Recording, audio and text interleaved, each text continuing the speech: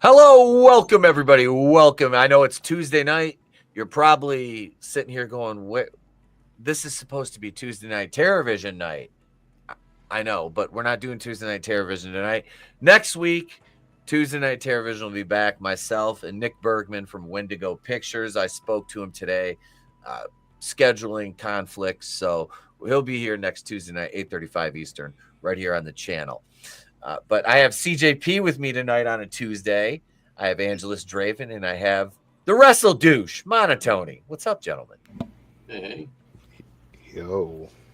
Hey, good to be here. Good to see you guys on a Tuesday night. We are going to talk. Trina never gets tired of the wrestling talk. I know. I think I put her. I put her out of commission with all the wrestling talk last week. She was like, I can't do this. There's an angry wall of text. It's almost as if her ears are ringing. No, but yeah, we're gonna talk about WWE Unreal. What's up, Godzillionaire? Hail Keely Chow. This is a show that completely pulls back the curtain, as if the curtain hasn't already been pulled back enough. They're going to finally take kayfabe out, like that episode of South Park where they reenacted that scene with the pinball machine. I don't know. You guys, I was thinking more, like they're, dragging Old Yeller out from the cellar, I was thinking like put the old man down. Which one was it? It was the George Lucas and Steven Spielberg one. You know what I'm talking about. That's what they're doing that's what they're doing to kayfabe. That's what they're doing to what's left of kayfabe right now. I think I'd made a meme of that with Phoebe Waller-Bridge and Kathleen Kennedy doing that to Indiana Jones. I could see that. Like, yeah, we're a year removed from Vince McMahon, and not only are the wrestlers just going out and breaking kayfabe anyway, but WWE is producing shows in the writer's room and stuff. Like, I don't want to look behind the curtain. I really don't. Like, and that's the problem. Like, I released a video the other day that maybe fans are looking for an anti-hero, but I don't think that's it. I think it's just like the This Is Awesome chants. They're not cheering for the wrestlers or any specific action that's happening in front of them. They're cheering for the performance. That's why when, Seth Rollins turns heel and then here comes Braun Breaker to reveal he's with Rollins, and look, they're beating up CM Punk and Roman Reigns. They're bad guys. And the audience is cheering and clapping and can't get enough of it because they're cheering the performance. They're cheering the act of the heel turn, instead of being bought into that. And that's a point that Bret Hart is brought up. Like, everyone's in on the charade and slapping their legs now. And, it goes back to not taking it serious. It goes back to winking and nodding at the camera and not protecting your character as well as kayfabe. Yeah, and this bothers me as talent, as a worker. It's like intermission. As a heel, I don't want to go out and interact with the crowd, really, because if I'm out there and I cross paths with one of the baby faces, especially somebody I'm working, you know what I mean?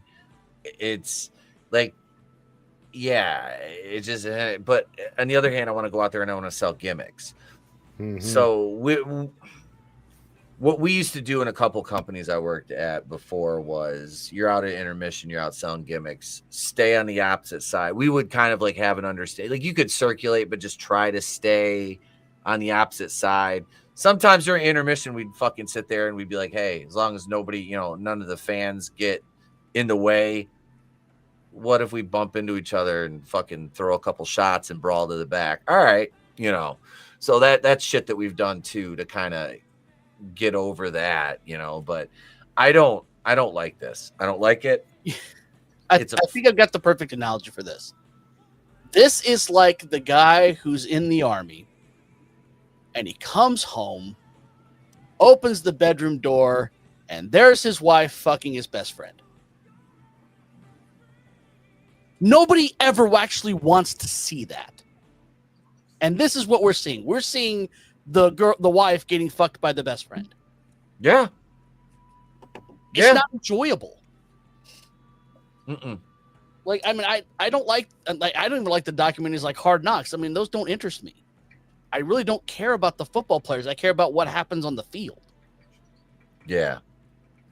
And I guess I'm the odd man out because I like behind the scenes, Well, like for the movies, docu-series and stuff, like for like the wrestlers and stuff, like, and then even like interviews of like the wrestlers, like about who they are as people. Like I like that. I don't mind that, but yeah, Mhm. especially if I like it more when it's a wrestler who's no longer wrestling. Yep. Mhm. Like getting the old stories, those are great. But this is like getting a docu-series on Cedric Alexander. Who the fuck cares? Or like wrestlers like that I may not have an appreciation for, and then you listen to like their interview, and then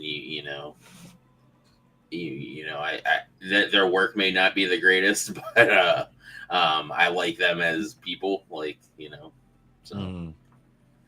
Yeah, like I don't. Roman Reigns, I fucking hated Roman Reigns, and then his documentary and whatnot, and then seeing other things about him, like behind the scenes stuff, and it's like, all right, this person seems pretty chill. But he still kind of was in character and remained in character, like it wasn't drastically different from. Yeah, There was still I don't. something there. Sorry, CJP. No, you're good. Like I said, there was still some curtain there when you see those documentaries. Yeah, Even like the behind the scenes of WrestleManias that they've done the past few years. But this is like just totally divas. I like that too, God damn it, Draven. because it's a bunch of hot wrestler chicks fucking getting into shenanigans. Do we need to bring out the Bachman this early? That, and then like it might. made me learn a lot about Natalia and shit, like, and appreciate her more too. Oh, Same with Naomi, like, as a person. Yeah. See, I don't mind the behind the scenes stuff. I don't mind that. I don't mind interviews. I don't mind. I love shoot interviews. I do. I'm addicted to the old school guys and the shoot interviews and stuff like that. Those old RF video ones from the early aughts. I love those. I do. You shoot stuff like that. I do. As a kid, Beyond the Mat fascinated me to no end. I was like, probably 18, 19 when that came out. My mom recorded it for me. And, that I loved seeing that. But you're not seeing in the fucking writer's room. I don't look. You go to your favorite restaurant. Do you want to watch your favorite meal being cooked? Yeah. Shut the fuck up. there's only one specific incident where I'm going to watch it, and that's hibachi because it's a show.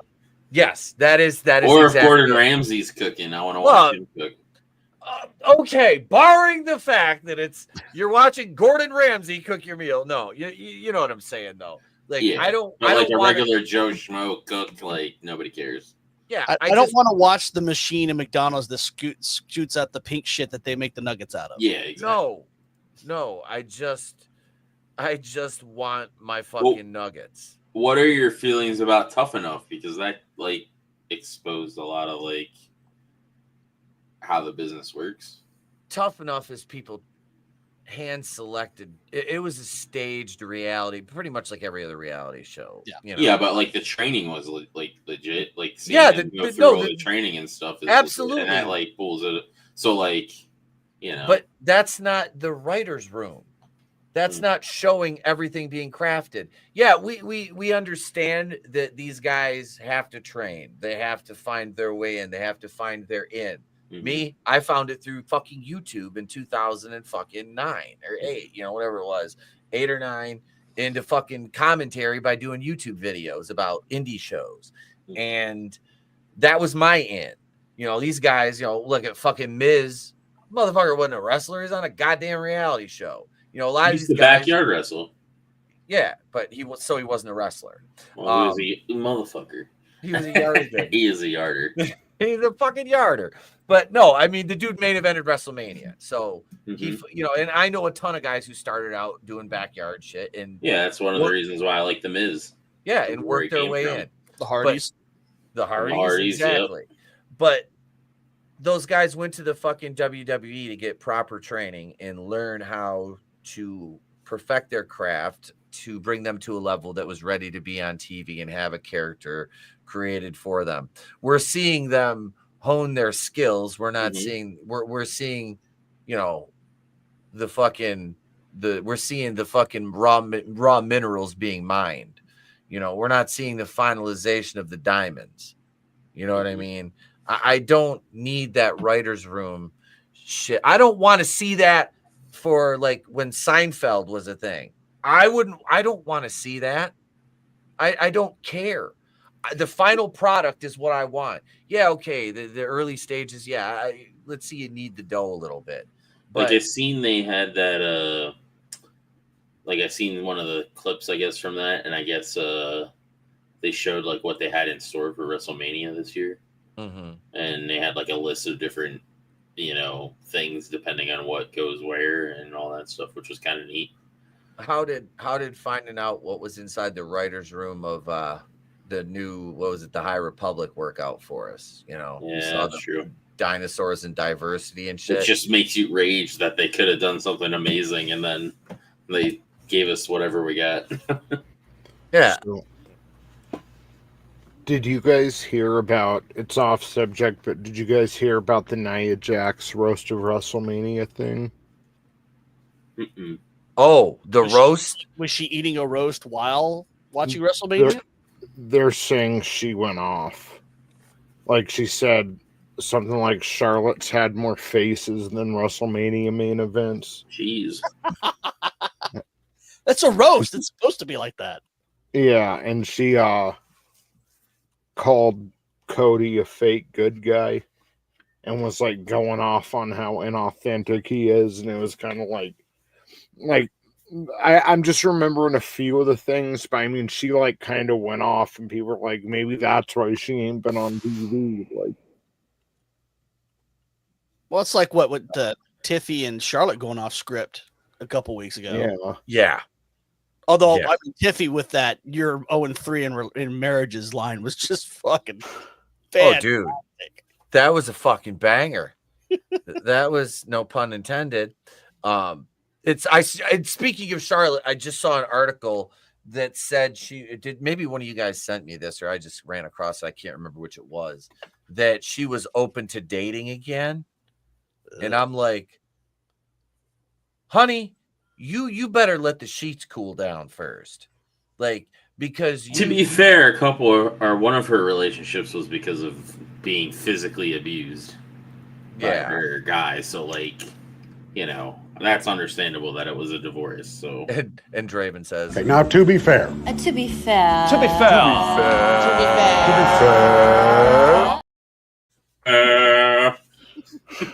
Yeah, that's absolutely that's understandable. A case like that. Her husband kept marking out and putting her on a figure 4.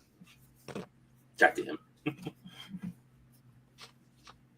But I kind of chuckled. I'm like, ready to date again. I'm like, maybe okay. So barring that, and I'm not saying that's. That... God damn it! Stay out of my brain.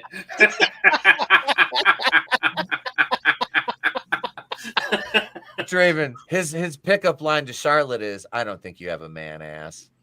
I don't.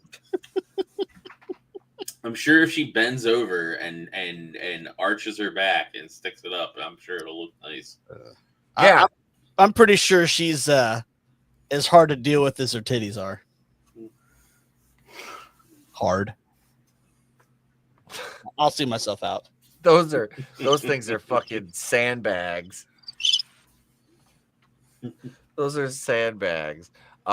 She's trying to have as many relationships and titles as her dad. I think so, Barton. Hail, brother. Good to see you, man. I actually got to make a good Ric Flair joke today on a whole different topic. They're talking about Kathleen Kennedy saying she's going to step down in August.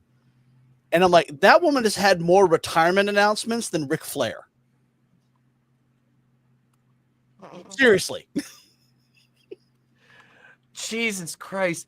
Why is she still around? She's been around long enough. She knows dirt. That's the only thing I could think of.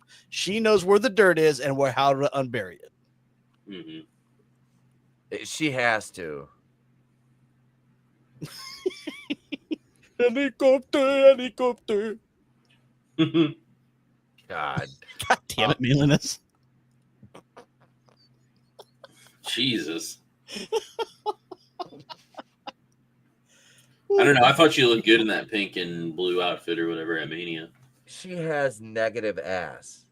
Like she has, and I mean, like I don't want to fucking a goddamn, the back of a truck, because that just turns to saddlebags later, and it's like two pigs fighting over milk duds wrapped in cellophane.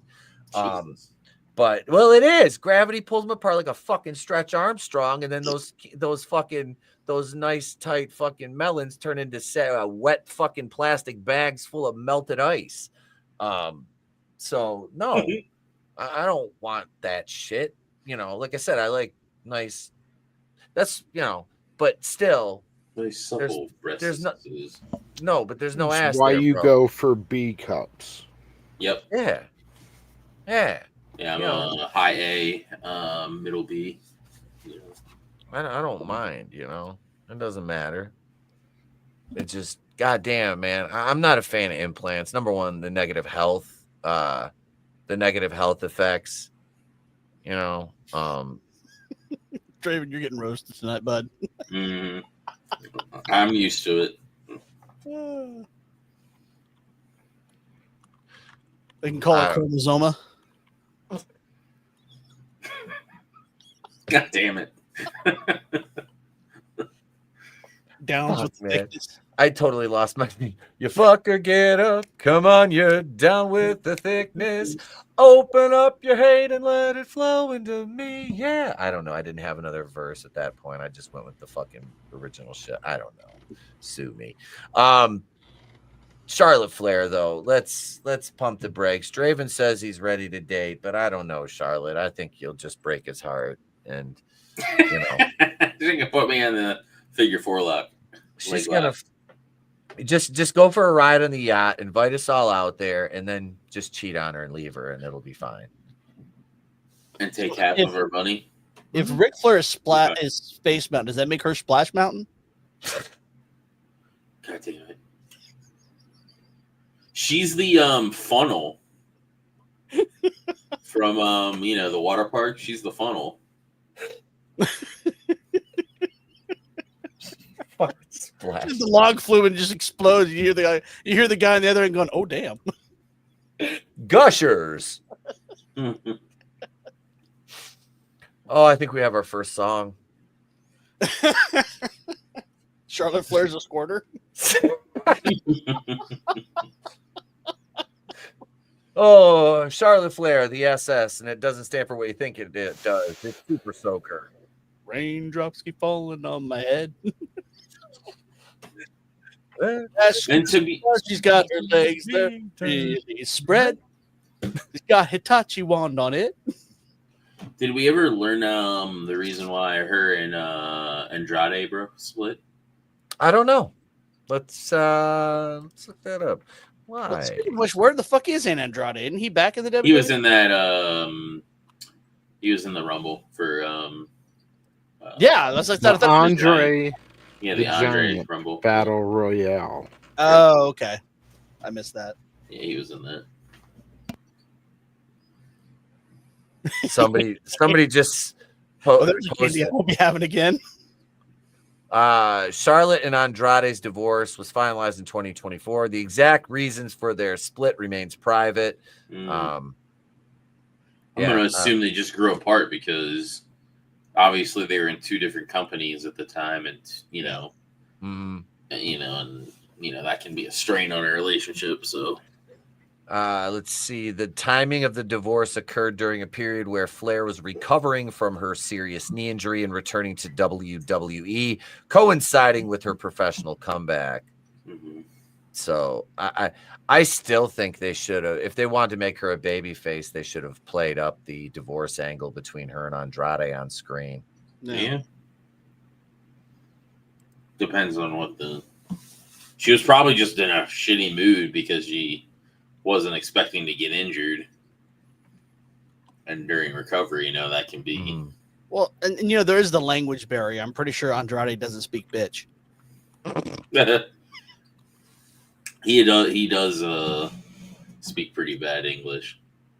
That was one of the reasons why he didn't do well in AEW, among others.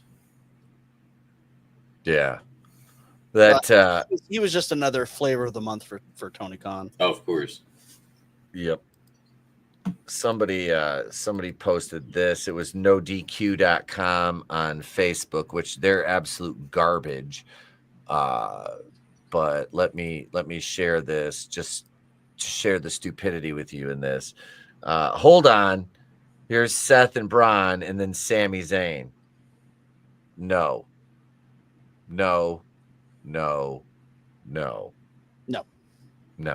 Yeah, no.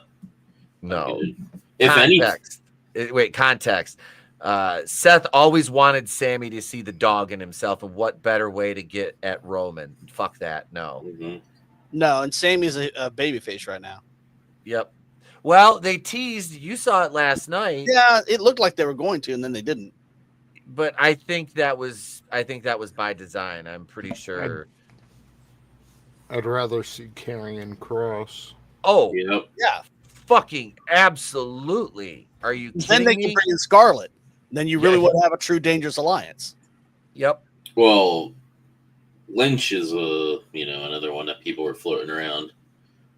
I'd rather see Scarlett than Becky Lynch. Yeah, I would too. But I mean, but as Becky far as Lynch makes sense because Yeah. of her and Seth. I mean, they're Mhm. both heels now, Yep. which I'm fairly certain is by design. Mm-hmm. But at the same time, I mean, you could, and Tony, was it me and you that were talking about this earlier? I can't remember if it was you and I about it possibly being Rhea Ripley. Like, nobody has said that. I'm just judging on aesthetics. No, that wasn't. That wasn't okay. That wasn't with you then. I mean, I'm looking at names outside of the box. Yeah, Cross would be a good one. But if you're going for women, yeah, it's gonna be Becky Lynch. You know, there's really it'll be Becky Lynch, and then you'll have another guy. Yeah, Karrion Kross would be awesome in that. That would be fucking dope as hell, because then you would get Scarlett. She's the valet. You know, Becky's a wrestler. So Another guy though. Let's see. Wait, if they had Seth, they got Braun, Karrion Kross, Becky Lynch, one more guy, who would make sense in that with Santos Escobar. God I'm damn, just trying to Santos think. Escobar. My mind is like trying to draw connections between people, like thinking three steps I know. ahead. I can't think of anybody that would. Speaking of Karrion, did you see what he said on Fanatics Live? He Yeah, went I did. ham. Yeah. He said the best advice he got was from Bill Goldberg was to be a good soldier, which odd coming from Bill Goldberg. Mm-hmm. Yep. You know what happened? They released me. Then I come back, and you know what being a good soldier gets you? Being a good soldier gets you your times cut. Being a good soldier is coming to your hometown where you cut your teeth and not being on the card. Mm-hmm. Yeah. Dude. Giving ideas and being told, "Oh, that's too good," you know. Yep. You don't want to show up the top guys, and you're like, what? So you're telling me that my creativity gets punished? Mm-hmm. And yes, that's the way jealous idiots are. And here's another thread. I'm looking. I think this is the thread on Twitter. Somebody said, an NXT woman that hasn't made an appearance, Jordan Grace or Kalani Jordan. Fucking Kalani Jordan is garbage, and Jordan Grace doesn't fit in that. Kalani Jordan. She was like the North American Women's Champion. Yeah, who exactly? Yeah. But Jordan Grace, I don't really think Jordan fits in there. So Danny Abel says, I think I follow him. I don't. I followed him on my other account there. Now I'm following him. He says, why would they add a woman? Somebody said Bianca, Becky, Roxanne. No, if anything, Bianca would make more sense going with the Street Profits. Yep. Because they're already heels, aren't they? Yes. Yeah, Yes. So Bianca should go with the Street Profits. And her man can be, in a faction together. Somebody says Roxanne Perez, she'd fit right in. No. No. Like between their legs, maybe. Yep. Because she's so goddamn tiny. Here's one right here. Zoe Stark, she could really use something like this. I would love that because I love Zoe. I think she's so fucking talented, and I'm not. She went off on Twitter about all the girls with their ass cheeks out. Well, I think she's sorry that you look like the alien from Star Trek 4. She does not look like an alien. God damn you! With the hair, the cornrow thing she had going on, yes, she looked like that alien. She had corn. I didn't see her with cornrows. No, it was just like braids, but they were like so tight to the side of her head. Oh. What was I gonna say? And everything else shaved. The Braun Breaker thing surprised me because, like, I didn't see like a connection, like how that would, you know what I mean, even exist. So it could technically be anybody. Well, I figured they did that with him because that's why he lost the IC title. Well, yeah, I get why they did it, but I mean, as far as like connecting tissue, like I didn't. They're really, at least so far that we know of, there isn't any. There's a connection between Heyman and Braun. Is there?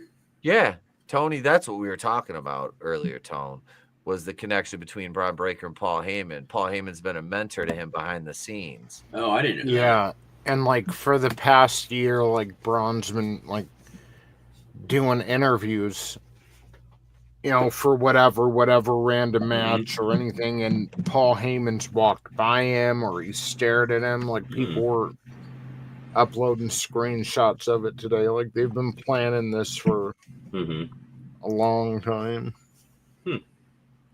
Yeah, I didn't know that. But yeah, since Breaker came up from NXT in the past year, Heyman's been working with him behind the scenes.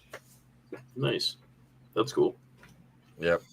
That's it is. It's, and like I said, I talked about Tony with you, the hater, talking about how, well, no Paul Heyman guys have really been successful outside of Brock Lesnar. And it's like,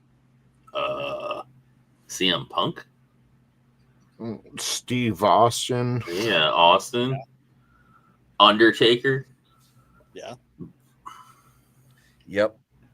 There's quite. Paul Heyman basically shaped the better part of our lives as far as wrestling goes. Yeah. He's the guy. Say what you want about how skeevy he was when he ran ECW and how, I mean, do you guys know about the Tommy Dreamer story with him? Yeah. I mean, that's the lengths that this guy, I mean, Chris Candido ran his credit cards up, paying for shit for him, ruined his fucking credit. I mean, this is Paul's a fucking snake oil salesman, but as a wrestling promoter, you had to be. Especially in those days. I mean, it's still some of them are still kind of like that now. Some, not all, but some. And I mean, he was taking money, from WWE for years beforehand. WWE is subsidizing ECW to a certain extent. So Heyman was always out for Heyman. And I think that translates well into his character. I still think he's got a great mind for the business. He really does. Now, maybe not the financial end of it, running things like that, but creatively, absolutely always has. And he's had more guys under him that have been successful than that haven't. I mean, what was like Hater said, he cited Cesaro as a failure under him, just under Heyman's guys, not overall career wise. And Curtis Axel, but I'm like, was anything going to fucking save Curtis Axel? No. No, Curtis Axel was never going to be anything. He Like, didn't have a fraction of his dad's charisma. no. Same thing with Ryback. Ryback was a Heyman guy, but to be fair, Ryback just couldn't keep his fucking mouth shut, nor was he very good in the ring. But I would still take 100 Rybacks over one Darby Allin any day. This motherfucker. Ryback's a bit of an airhead too. Oh, he's a fucking lunkhead, just like Triple H. That's why I'm shocked those two didn't get along better. Yeah, no shit. You know, they both have the same intellect that which is a fucking brick. Ryback's pretty base too, which is fucking crazy. I know. It's just like, who are you? Like, he'll tweet shit sometimes. It's like, who? I love when he's like, should I come back? He puts up a poll and just gets destroyed. Yeah. I'm sorry, nobody wants to see him wrestle again. He did do us a service with Ricky Starks. I kind of would like to see him come into AEW. I think that would be fucking hilarious if Tony Khan signed him and he was working a little guy and he was like, they're like, you got a job to him. And he's like, all right. And then he goes out there and just goes into business for himself. I don't think he'd ever go. I think he's talked shit on them a lot. I think he has. So I don't think he'd ever go there. And they're lefties. And yeah, I don't think that would go over. I'll guarantee you not everybody in that locker room is a lefty. No, because the ones that aren't. Jericho he's like, he isn't, but he some of the things that he does are kind of lefty, you know. Mm-hmm. But he's not either. But yeah. Yeah. I don't know. I think that I think Heyman is a fucking successful wrestling mind. Yeah, ECW notwithstanding. I mean, that was, you know, obviously it's a piece of wrestling history, but I mean, they were always a big, you know, they were an indie promotion that made it big. Mm-hmm. They were. And that's fucking awesome because they're a cultural fucking hallmark in wrestling. And we've seen the imitations, the CZWs, was it XPW? Mm-hmm. Fucking Rob Black will let his wife fuck people on film, Lizzie Borden, but Messiah fucks her behind his back and he cuts his thumb off. I mean, yeah, that dude was fucked. Yeah. But I mean, that's what you get for marrying a fucking porn star and then pairing her with a fucking a wrestler and not expecting them to fuck at some point. Like, are you stupid? I think you're stupid, Rob.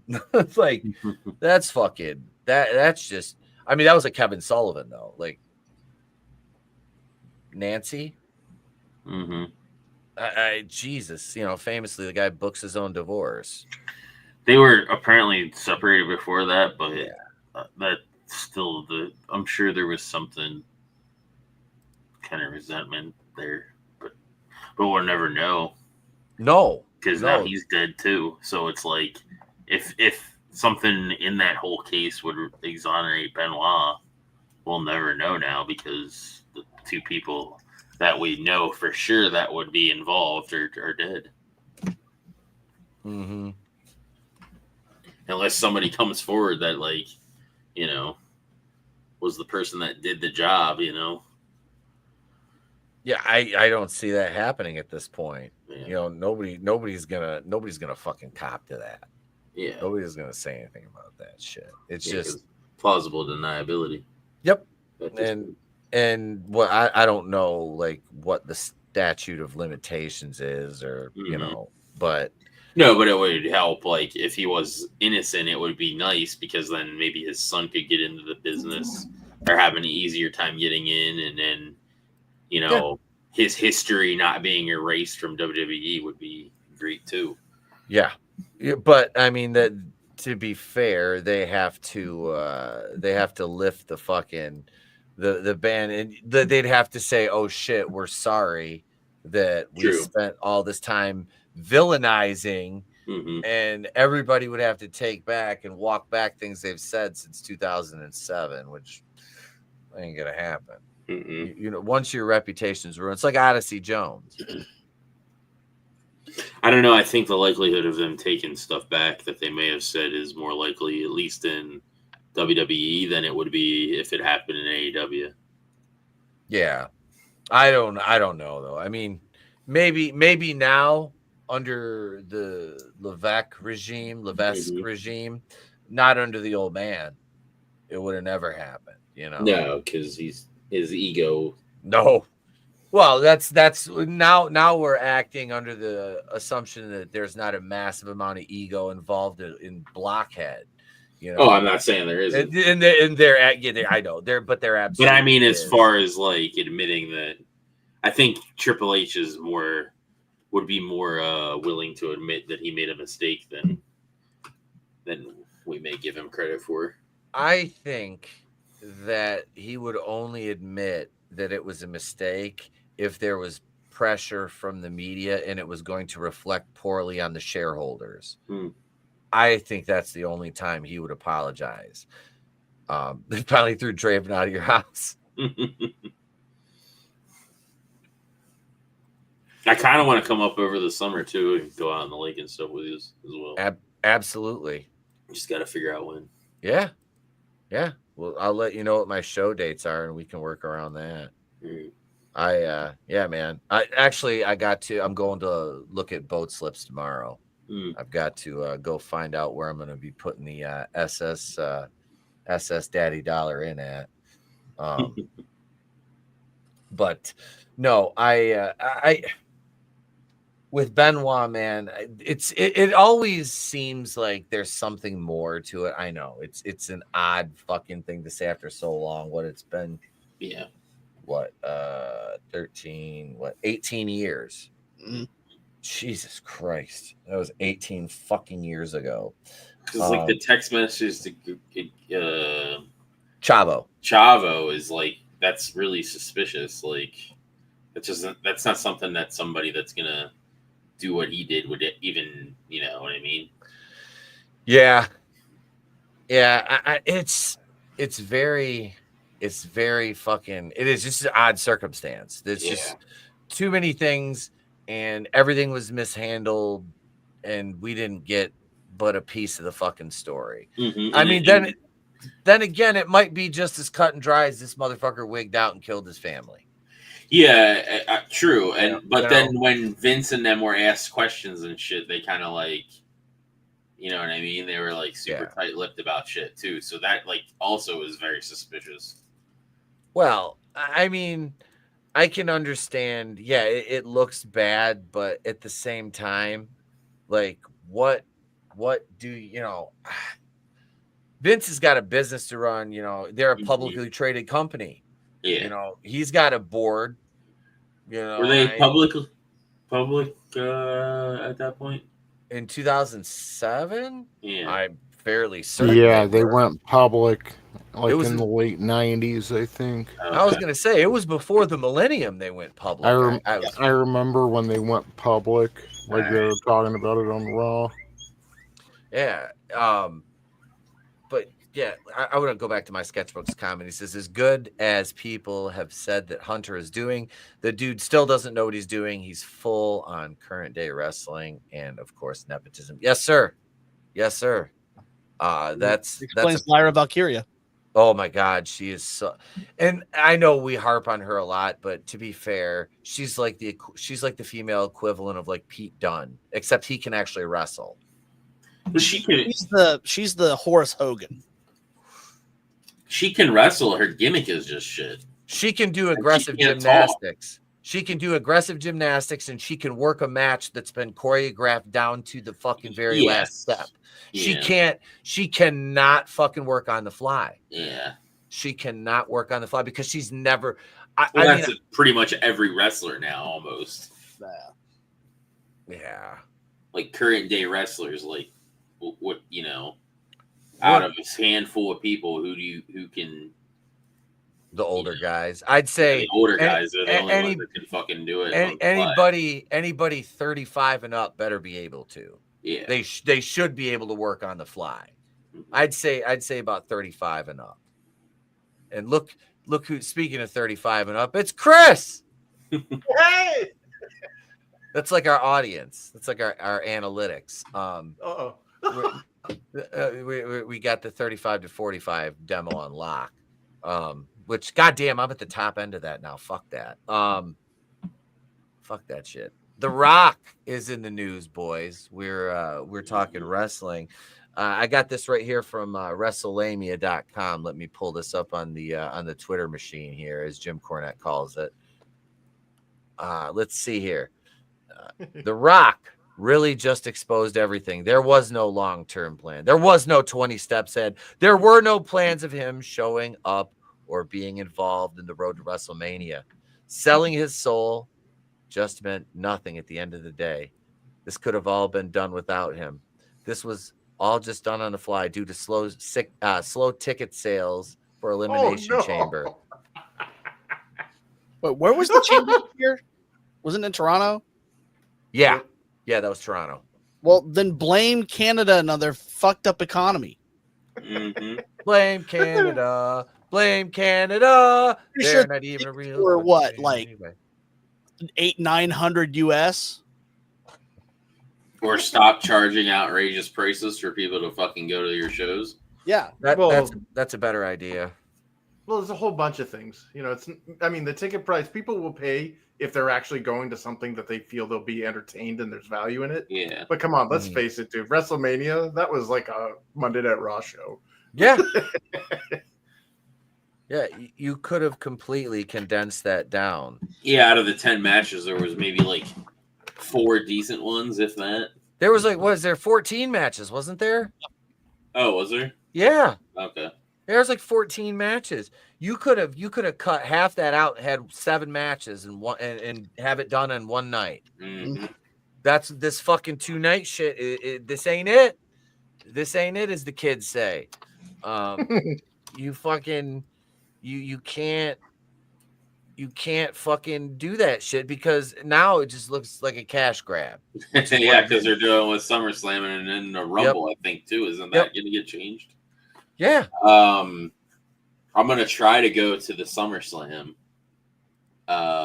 which lucky me, it's hosted by Cardi B. Yay! Cardi B makes music for women who wash paper plates. I wonder how many wrestlers are gonna have stuff missing. Mm-hmm. No, my sketchbook's got a really good point there. Like, yeah, they're sacrificing their foundation to try to grow towards markets that just aren't there. Yeah. Wait, Tony, what did you say? Wait till WrestleMania goes to India. Oh no. Well, it's the scarcity too that they don't go over there that much, that makes it when they do go over there. It's an event. That they sell tickets like gangbusters. But when you're constantly going over there, it's not special anymore. Yeah. So therefore they're like, all right, well, they're doing this all the time. I can wait, Yeah. Well, another time. Because they're gonna come back. Well, that and it screws over your base audience, though. I mean, what the hell, dude? Their pay-per-views were at like 3:00 in the afternoon on a work day. Mm-hmm. Like, nobody can see that shit. Luckily, in this day and age with DVR and fucking Oh yeah, but you want to see that shit live.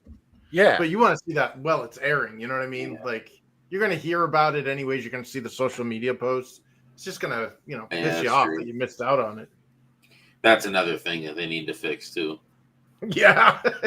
Why bother watch the pay-per-view when you could literally watch the minute to minute on the social media? Stop spoiling your fucking shit. Like, it goes for every wrestling company. Like, if it's like a week, if a week has passed, maybe 2 weeks for a pay-per-view. No, a week would be fine. Because then it gives people enough time to catch up. And same with your weekly shows. Like, wait until the following week to start, Although, honestly, I really have been keeping up with shows mainly on highlights on YouTube. Yep. Yeah, exactly.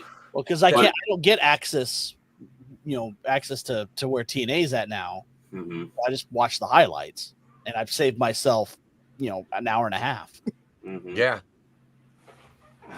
Yeah, they abandoned the U.S. market because we dropped out, not knowing that it was their weak shows and story arcs that made us change the channel. Exactly. Look at. I mean, we can, well, we can't pull numbers we could pull numbers for SmackDown, but I mean, the good numbers now were still millions of viewers less than what WCW is drawing in their dying days. I mean, you used to. Wrestling as a whole was pulling a lot more Oh yeah, back then than it is now. you used to have millions and millions and millions of people watching every Monday night, both sides, and now it's like Raw struggled, at the end on USA to get 2.1 million viewers. SmackDown was 3 to 3.4, and that was considered a big win, and they were drawing more than Raw. Yeah. Well, I think a lot of it is also they kind of they forgot what they were.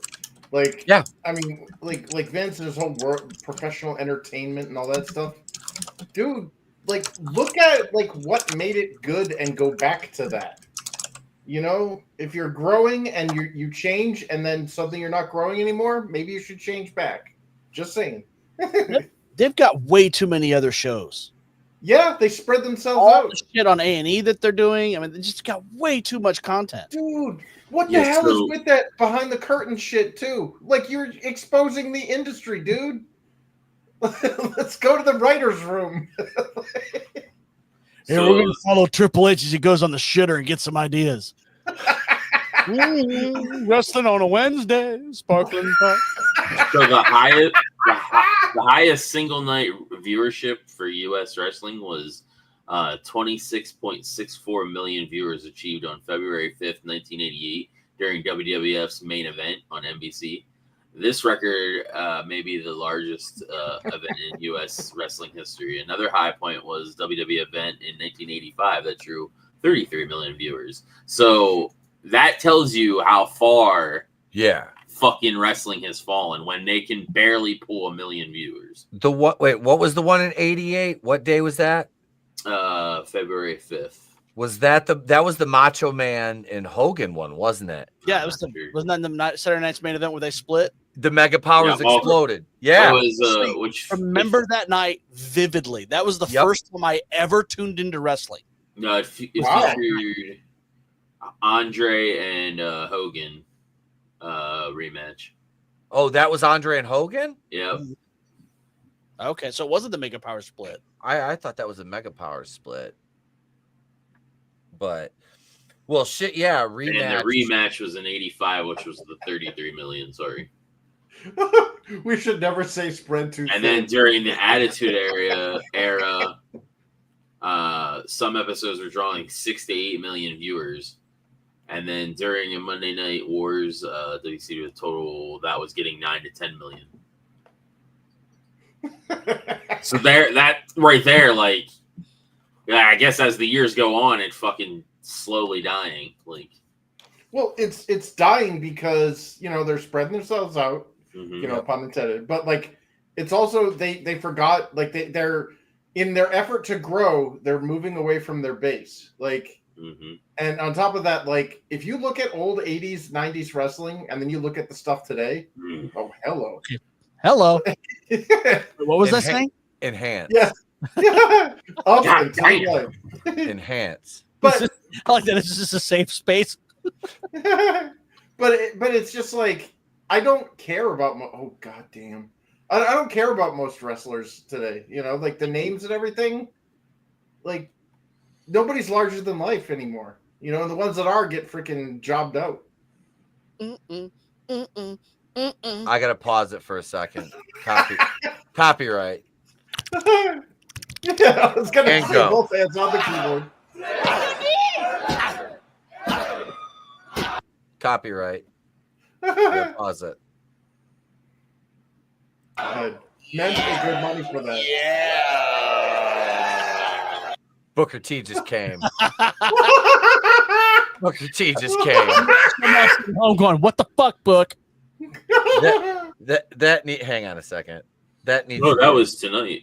Yeah, that needs to be a meme right there. Look at his fucking face. Hang on a second. Yeah. Hang on. picture of that. That's a Booker T approves.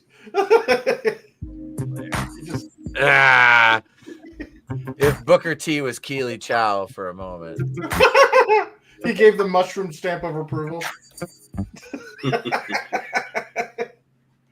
Booker T's nuts. She fucking pointed at Booker T before she did it too.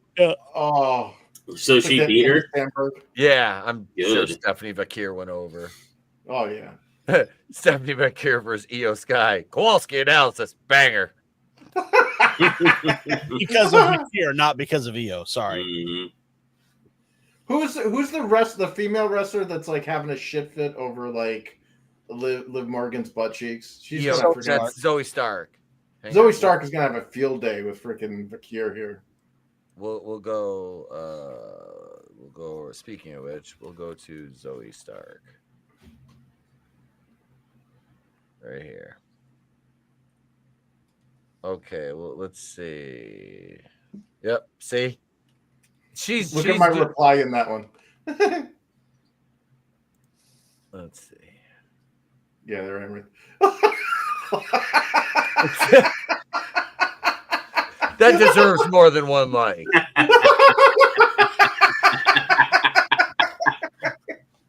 Yep, this is what should happen right here. Do another right to censor. Oh Jesus, yeah. Bring in like Mormons. Yeah, women's right to censor. Yeah. Yep. I say bring back Stevie Richards. Bring in Stevie and Val. They wouldn't bring Val Venus in right now. Oh, fuck again, I see Zoe Stark and all I think of is that alien from Star Trek 4. God damn you. You don't believe me? Star Trek? Which one? I'd still smash. I'll show you. I'll show you. Hold on. You know, all I see when I see Tiffy Stratton is Robert Zadar. Shut your whore mouth. What the hell is that? That's with those fucking braids that she like wears tight to her head. That's what she looked like to me. Jesus Christ. Is that the next like hot chick they're going to try to push on us in Hollywood?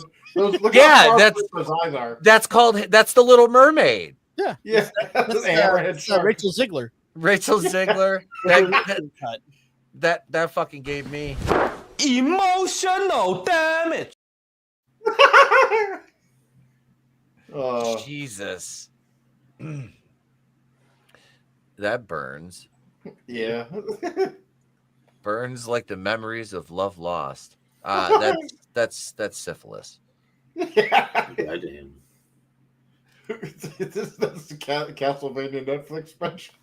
No, nobody. We are worshiping that lovely ass of hers. Yes. Yeah. I honestly like the sex. It's mouth-watering. Mouth-watering. I hate to say it, but like, and I know I'm a misogynist, blah blah blah, whatever. But it's like, dude, that sex is what gets your foot in the door. Yep. That sexiness, because like, they have plenty of talented wrestlers there that are very unsexy, and they don't like nobody cares. Like, yeah, look at Nia Jax.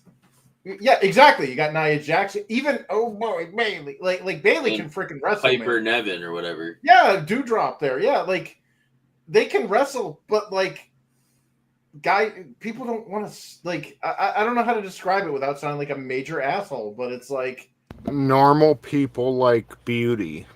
Yeah, they're coming for that. Like they're gonna they're gonna show up to see Liv Morgan's ass. They're gonna come up to see Vakir's ass. Like mm-hmm. and like here's the thing is like I got nothing against the ladies that that aren't aren't freaking dime bags and got giant asses and everything, but like. We'll stay for them as long as we get the Liv Morgans. You know what I mean? Like, get us into the arena with the Liv Morgans and the Vakirs and oh my god, half of the AEW roster. God damn, those girls are hot. Even the chicks with Sol Roca is pretty hot too. Yeah, but it's like I'll stay for the Baileys. I'll stay for the Nia Jax. As long as I'm in, you get me in the arena with the Liv Morgan ass.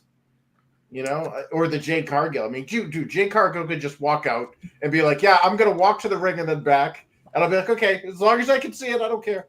Yep. I'll be there. Like, you got my ticket. I would pay her to step on me. I mean, I'm not above it. I'm not above it at all.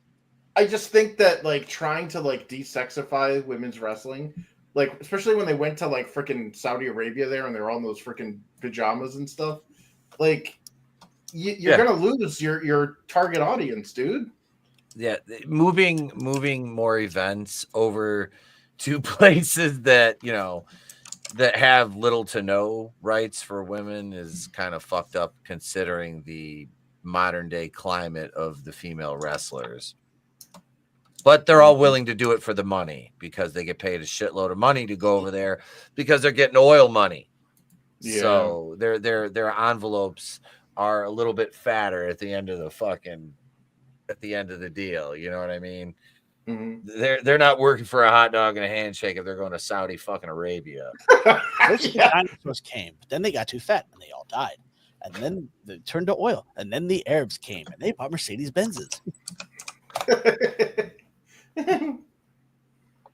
Yeah. I don't know. I foresee very bad things to an already ailing industry if you try to desexify the female like roster. Yeah. And the ones like Liv Morgan, she understands. Yeah. She understands. Yeah, I know I can't get with that chick. I mean, although she did give me hope when she said that Dom was a gorgeous man. I mean, I'm just saying. We've got it in 4K. But like, I mean, it's nice to escape into fantasy and be like, wow, that chick is really hot. Yep. You know, that's it, man. It's not rocket science. God. Yes, we love two manly men slapping their meats together. I don't even use my teeth. Oh shit. I'm Adam Pacitti from What Culture Wrestling, and this is the top 10 times I ate a hot dog sideways. I prefer to swallow it whole. Number 10, after watching AngelousDraven do it. Motherfucker. All right, leather daddy fucking dollar. And your goddamn assless chaps walking around prancing, I'm a sexy boy. I keep telling you that they're assless already. They don't have to be assless chaps. Chaps don't come with an ass, you silly wanker. I usually just blow them out. It's to differentiate regular pants. I cut the ass cheeks out of those. I just eat a burrito. Goddamn. It's like a gag. He eats a burrito the long way. Yeah. nice and girthy burrito. Oh, excuse me, Mr. Food Critic. How do you spell? Wait. Jesus. That'll do, Draven. Nice and girthy. Long and thin. No, I want it girthy and moist. That'll do, Draven. That'll do, Anthony. That'll do. Skibbity-bee-bee-bop, skibbity-bee, pow. Oh shit. Keith Patterson, daddy. God damn it, manliness. Oh damn. I'm a sexy boy. Wait, hang on a second. Hang on a second. Sexy boy. I've got this. Hang on a second. Uh-oh. We'll whip something up here. God, Patterson, daddy. God damn you, man. How did Shawn Michaels seriously not like go into the nth dimension of cringe when he heard that song? He's a sexy boy. Because he sang it. You got Sherry singing it. Then isn't Vincent there somewhere? Yeah, I thought that was Sherry that sang that. It was him and Sherry. Oh, yeah. I'm not your boy, toy. Sexy boy. Like what? Where did this? I want to know what the genesis of this was. Was he like bouncing in Pat Patterson's lap when the idea came to him? I think I'm cute. I know I'm sexy. I've got the moves that drive Pat wild. Sexy boy. Pat, he looks at Pat. He's like, I'm not your boy toy. Pat's like, yes, you are. If you want No. if you want a main event WrestleMania, you are. Yeah. Open up for the choo-choo train. There's a long thing we're coming into the tunnel. Look out. That'll do, Sean. That'll do. Back of the throat, Sean. That'll do. Nice and moist. Michaels, drink my orange juice. Hang on. I'm almost. I have so many PNGs. It's ridiculous. Jesus Christ. What I go through to find a little head. Let's see. Speed bag in the uvula. Yeah, you know, diggity. Gotta punch that fart box somehow.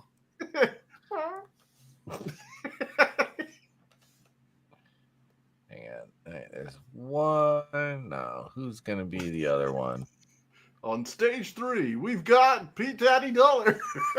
I found a picture of Pete You on the shut your internet. whore mouth. Put your hands together. It's Pete. It's his new Instagram picture. I hate you so much. Sexy boy. Oh, God damn it. That's not me. Are you sure about that? Yeah, here we go. There's Pete.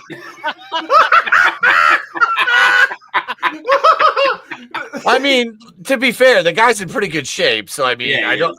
I If he would. farts, does he get a BBL? Like As far as the gayness level goes, I fucking hate you, Draven. my sister's You're sitting welcome. here with her arms folded. Mm-hmm. Yeah, Raven. Wrestling not gay. he's like, I can figure that guy's wrestling name. Pete's little tiny erected. No one knew what to do with it. Yeah, he's definitely part of the what is it, the new generation HIV or whatever, stepping up for prep. he watches AEW just to see the commercials. Where do I order that shit?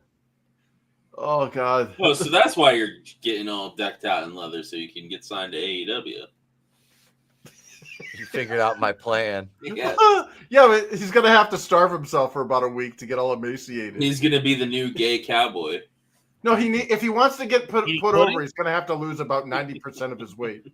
Yeah. I'm like 225 right now. I need to get down to at least 150 pounds. Well, look at that human bobblehead that they got. Is there like, Timu Tom Cruise there? That guy looks like you could break if you farted next to him. Mhm. Here's the Stooges right here.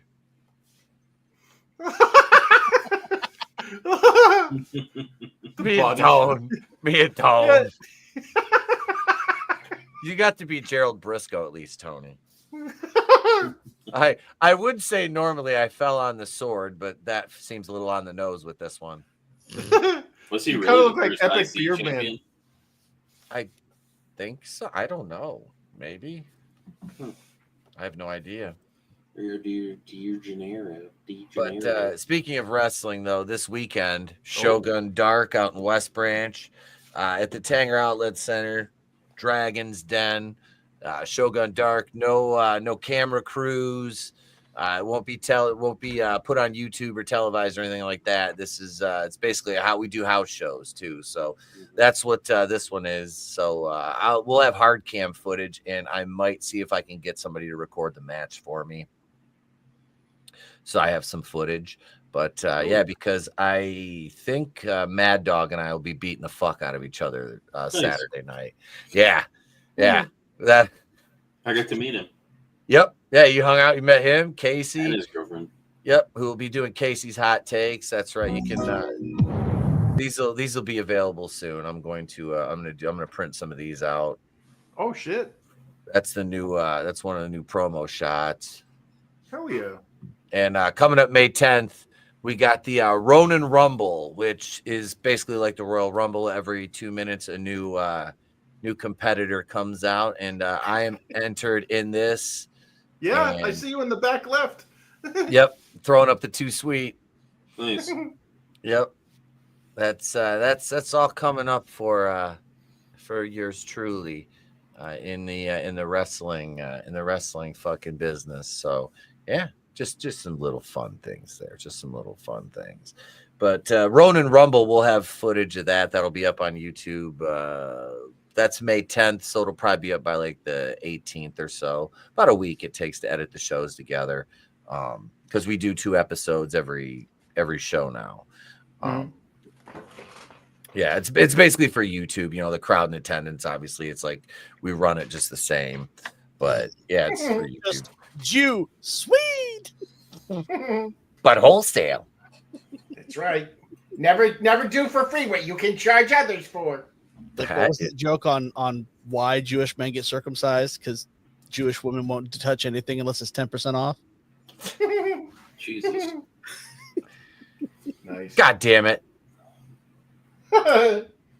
You know what? I don't care if AEW was like, hey, we'll pay you $100,000, $150,000 to come in for a year. I'd be like, I'm there.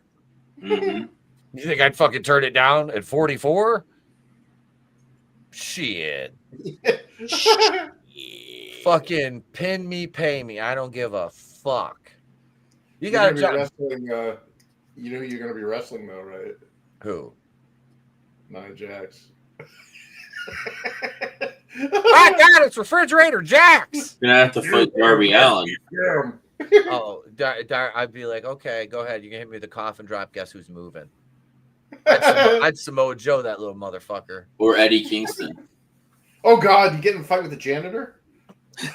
No, even better, Nyla Rose. No. Oh yeah, that's what I meant. Nyla Rose. I'll be like, I can't. You want to touch Brandon in a good way? Be like, I ain't working against this dude. They were like, I'd do whatever I could to make sure I got a guaranteed contract. Then they'd just send me home. You can't work anywhere else. Okay. Thanks for the free money. I just go to Shogun under a mask. Yeah. I just call myself El Mexicano. Oh, they don't mind if you do indie promotions. Exactly. Americano Grande or whatever. Nope, just El Mexicano. We had this dude JR. James knows him. He used to wrestle as Sabbath. I've talked about him before. He was a guy you basically had to like run over with a truck, blow a building up, run a plane through 2 buildings, and drop all the debris on him to go over on him. That's when James said he'd hit him with a pile driver any chance he got, try to kill him. Damn. No, but the JR, he was like, well, the promoter we were working for. It was Michigan Championship Wrestling. It was, we can't have you just go out there because you lost the loser leaves town match last month. He's like, goes out in the same gear, same boots, same tassels, puts a mask on, just calls himself the Mexican, and he goes out and all he says is tequila the entire time.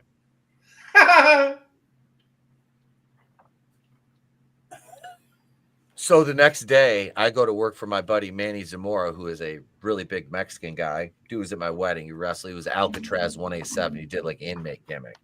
And Manny's like, what the hell JR doing? What are you doing on this show? I'm like, what do you mean, what am I doing on the show? I heard he come out as a Mexican. That's what you announced him as. I'm like, yep. Because that's what they paid me to fucking say, Manny. That's what they paid me to say. They actually paid me $50 more than you did to say that. Why do you I was like, and I said, Manny, I'm like, why don't you, Jim was the promoter. I said, why don't you call that fucking Mark Jim and ask him why maybe. What do I do? I'm a fucking ring announcer. You know, wow, you was there. I'm like, yeah, and there's 7 and 8 other guys that in the locker room right now that were there yesterday too. What the fuck do you want? You know, Mike McMahon, this black dude, it's a street fair in Clio. We're working this outdoor show at the I can't remember what festival it was, but he goes over to the produce and he's got his wife and his kids with him. He buys 2 fucking big ass watermelons. He comes walking over to the tent and he's putting him, his car's parked behind the tent where we're changing, and everybody's looking. He looks and he looks down. He goes, "Don't you guys say a fucking word." I'm just sitting there going, I ain't saying shit. It's just funny. But yeah, it was just fucking like, yeah, the whole goddamn thing. And then, like I said, Manny's fucking bitching because JR. I was like, why don't you book him and then take it up with him, or just get a hold of him? I don't fucking know. I'm just like, shut the fuck up, dude. I'm like, are you gonna fucking have me ring announce? Yeah, okay, shut up then. I don't care. Like, just why? Like, I love Manny to death, but my God, he was so irrational when it came to shit like that. It's funny, he gets so mad the day of shows. Like, the littlest thing would go wrong. God damn, motherfucker. He'd huff out of the fucking building, come back, he'd go sit in his truck on his phone for like 20 minutes, then come back in. Hey guys, I'm sorry. And he didn't smoke weed or nothing. But I don't know. I was like, he's out there doing blow. I don't know. Sounds like bipolar. Oh, it's in the wrestling business. Of course, he's bipolar, paranoid, schizophrenic. There's some kind of personality disorder. You're in the fucking wrestling business. Come on, like that's a. No, you're not. You're not normal. Like I'm not. I'm not fucking normal. Neither. Like nobody in this business is fucking normal. Just a little touch of autism. Oh, your veil isn't fooling anyone. Yeah, the smoke of madness betrays your insanity. Palpatine removed his fucking hood a long time ago with me. Yeah. I don't, this is what it is. It's, I just, yeah, you have to ramp yourself up, to 10,000 as a wrestler. I'm like, I've only got to go up about a quarter of that. No, it is, man. It's a fucking gift to be involved in it still, after all this time. Yeah, it's something. It's just something that I'm blessed to be able to do, and I don't take that shit for granted. Like, I hit the ring. It's like tomorrow night. I'm excited because I get to go train. On Wednesday nights. To me, that shit is that is like is the highlight of the middle of my week right there. Is like I got that to look forward to on Wednesdays. That means the week's half over, and this week it's like I get to wrestle. I get next week, I got this weekend, I got to wrestle. I get the following weekend off. And then May 10th, we got the Ronin Rumble. So it's been like every other weekend, which I love that. I do. I don't mind working, 2 shows this close together. Like, 2 shows in April, even though I only did commentary in the last one. It's fun. I miss the back-to-back, like, work a show on Saturday, work one on Sunday, work one on Friday and Saturday and Sunday. Those weekends were always fun. A lot of fucking time in the car, but they were fun. Nice. Yeah. And that's been Indie Stories with Pete. Tune in next time when I talk about getting kicked out of a fucking gas station in Standish, Michigan, and being told to never come back. Don't come back. I think there was 4 or 5 of us in the car that day. I think James was there. I'm pretty sure James was there because it was like me, him, Rick, Johnny Axe, and I can't remember who else. But yeah, that was fun. That was fun. Shit, the one kid that refereed for us, Mikey, we were drinking after one of the shows. I said, "How old are you?" He's like 19. I'm like, "God damn it." I'm like, never mind. I'm like, fuck it. I don't care at this point. Whatever, kid. And he came up to our cabin we have and hung out with us. He just turned 21 and we'd worked a show together. I'm like, why don't you come up to the cabin? Hey, that was about a fucking 2.5 hour drive. He come up, hung out though for the weekend. Fucking Mikey was a good kid. Me and him and I can't remember, it was one of the other wrestlers were outside of like, it was like a TA. We used to go there to eat after the shows because it was right before you get to the expressway on 75 outside of Saginaw. And there would always be cops in there because it's 24 hours and they got bomb ass breakfast food. So I'd go in there and get my biscuits and gravy, my hash browns and bacon and eggs and shit after the show. And we got done eating. I was like, I'm gonna go outside and smoke. So Mikey, me, and I think it was my buddy Jerry he did a redneck gimmick. We walked to the edge of the parking lot and there was no cops there at this point. So we're sitting there puffing away and the 2 of them walk away and I'm sitting there and I'm on my phone and I'm just smoking the rest of the joint. And I go like this and I look up and there's the driveway, like the exit is right about 10 yards in front of me. And then there's like a row of bushes and it faces like the road to go out to 75. I think I can't remember the name of the road. It's King or Williamson. I don't know, whatever. But there's a fucking state cop car parked right there on the other side of the hedges and the fucking windows open. And the cop's just looking at me. I'm like, well, at this point, I can do two things. I can react and be like, shit, and just throw it down.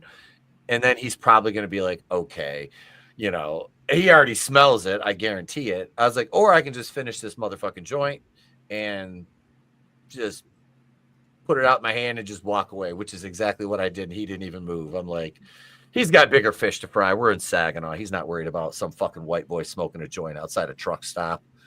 Yeah. He's waiting for something else. So yeah, that's funny. And then there's been some other funny shit that's happened there, but that's for another time. That's a Patreon. There's some Patreon stories there. Yeah. Tune into Patreon to hear the time I saved Mikey from getting hit on by a gay truck driver.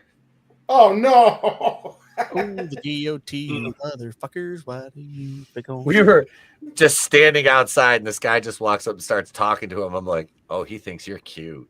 It's like that scene in Something About Mary or whatever where he got lost in the truck stop. Step inside the world of flavors. What the hell? Yeah, it was. Yeah.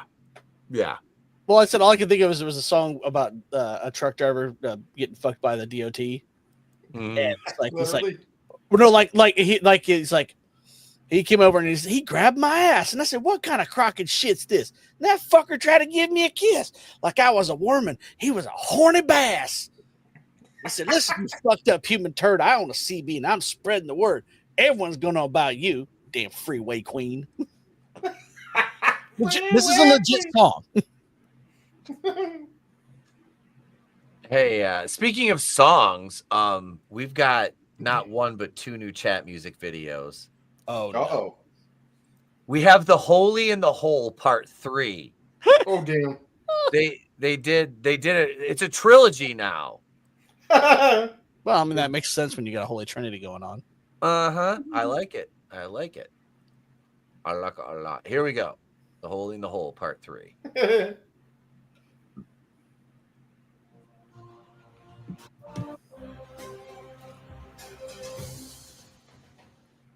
One knows every angel, the other knows every angel. One kneels for salvation, the other kneels with salivation. Deep deep throats, the chastity and the STD. This is daily spread. One is getting blessed and one is getting pressed. Hail Mary, full of grace. Verses 5 goes to the face. Easy pump for one spits out songs of the spits on palms. One kneels of men, the other kneels for more seen men. Worship the Son versus who is the father of my son. One prays with beads, the other one plays with beads. Turn the other cheek, completely differently.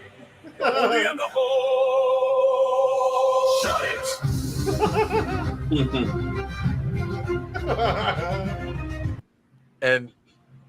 And here's our third one right in the they thems, or our second one right in the they thems. Oh God. Oh. She identifies as hers. Factory reset didn't work. Like flip right in the non-binary. You can feel the pronouns leaving the body. Right in the they thems. No surgery needed then. Transaction denied. For us. Feeling like she got down in Fortnite. Trying to kick it, learn how to do a lip slide. Away everywhere. It almost became a must-wear. That's such a way to transition. In the 10 sickles right in the transmission. Lap slam right in the mystery box. Right in the who knows what, like using your card at an ATM. Like Betty jammed your plan. Hostage a lip for show. Take away the penis number Slayer Tony Hawk. 1 month later, Tony Hawk was born. By 10 versus the 10 out of 10. Yeah, that was fucking fantastic. Did you guys what? That was fucking funny. Yes. This I know there was a girl I was interested in quite a while ago, and when I started kind of checking the socials, every picture of her had this fat chick with her. And I'm like, oh no, she's got a fullback blocking for her. Mm-hmm. I ain't messing with that. Yep. Yeah, that's your hand beast blocker. Yeah. There's always one. That's what I call her. She's the Moose Johnson. You're trying to get with Emmett Smith, and here's Daryl Johnson hitting you in the chest. Yep. Yeah, you get instead of stiff armed, you get jiggly armed. It's like a bingo wing. Just speaking of jiggly arms, I actually got 2 copies of this last week, but I got Woke Busters. Oh damn! Nice. Yeah. Yep. I'm still waiting on mine. I didn't get it. Same here. Yep. I got mine. So those came. Holy shit! So now I got Woke Busters to read. I got BC Brute from Gamble Comics and our good friend Oz, and then I got this gorgeous manga here from somebody on panel here, Mr. Fist. And I got an advanced copy. That's why you bastards can't see inside of it. Haha. Sounds like I got a lot of stuff to read. And I got 3 books upstairs on Nikola Tesla I want to read that Trey got for his science fair project. He has to dress up. They're doing like a living wax museum for their history fair. So they wouldn't let him do Darwin. Obviously because of his creation beliefs. The Catholics kind of frown on that sort of thing. But yeah. Trey was more like, he put down like, his contributions to society, like the theory of survival of the fittest. I'm like, that is a contribution to society. Unfortunately, we've kind of strayed from that. Yeah. So he got that turned out. Yeah, he got Tesla, which is still pretty fucking cool. So I'm actually learning some stuff about him. It's like, damn, I started reading one of the books and I was helping with this project. I'm like, this is pretty neat. I do miss reading the Darwin Awards though. Yeah. Did you ever see that movie, The Darwin Awards? I can't remember how old I was when that came out. I was at least a teenager though, and I came home and my dad and mom were watching it, and I'm like, "What the hell is this?" Like, it's the Darwin Awards. It's a movie. I'm like, okay. So I sat down and watched. I'm like, this is fucking hilarious. Let me look it up. Hang on. Well, like the guy who was trying to get a free Coke and pulled the machine on top of him and killed himself. Jeez. Or there was the guy who strapped a essentially what was a solid rocket fuel booster to his car. Oh yeah, and the Utah salt flats side of a mountain. Yeah. 2006. So I was 26 when that came out. Yeah. Starring Joseph Fiennes and Winona Ryder. Ooh, Winona Ryder. I'd forgotten. Simultaneous loving, baby. Oh, Dr. Ryder. David Arquette's in it, Chris Penn, Juliette Lewis, Juliana Margulies, Josh Charles, Tim Blake Nelson. It's got a decent fucking cast. Woo! Lucas Haas, Wilmer Valderrama, Robin Tooney, Ty Burrell, D.B. Sweeney, Judah Friedlander, Jamie Heineman. That's the guy from Mythbusters. Mm-hmm. Yep. The Heine Man? Yeah. Let's see. Ross, I'm looking. Richmond, there's another Arquette. Yeah, there's a Troon one. Oh, Jesus. Yeah, there's the Troon one too. Yeah. What? Jesus Christ. I'm looking at the cast of the movie. James Hetfield's in it. Lars Ulrich, Kurt Hammett. Yeah. Robert Trujillo. Metallica, ladies and gentlemen. Yeah. Metallica.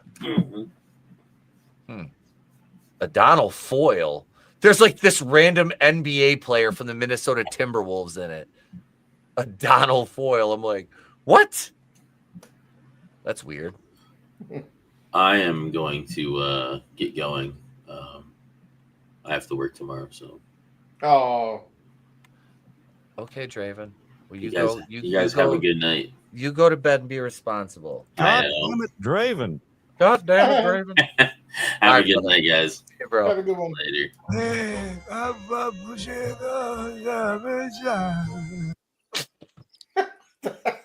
Peter, just because you have a mustache doesn't mean you should speak Italian, or you can speak Italian. That one's for Vinny. Italians in the chat for Vinny. Is it just the hand emoji? Yeah, it's just the. Hey! Oh, I still got this classic.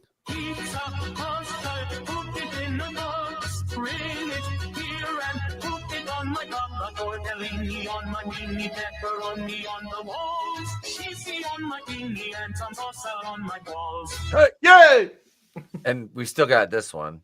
But remember when Sami Zayn took away Vinny's love of wrestling? that was pretty funny. I mean, I don't blame Vinny on that one. I would have noped out too if that was like. I don't either. During that segment, it sucks he missed the good stuff, though. You know. Yeah, oddly, it did get much better after that point. It did. Like that was the low point of the show. That was the fucking low point of the show. Was the Sami Zayn, Jey Uso, and Jimmy Uso segment. Yeah. I mean. And I was kind of looking at some of the discourse online around the women's tag titles. They're like, why the fuck didn't they just do the heel turn? I'm like, that's what I said. You could have done the heel turn after Liv and Raquel retained. The only reason they did that was so they could lose the belts and get them back and become 4-time women's tag team champions, which seems so contrived. But I'm just like, yeah, you could have done you did Lynch's return. And you could have done the heel turn all in one night. But no. We had to so we could have Lyra 2 belts, which people rightly mocked into fucking the dust until they lost the belts the following night, which they, like I said, they shouldn't have won them in the first place. But come on, we got to see Rue.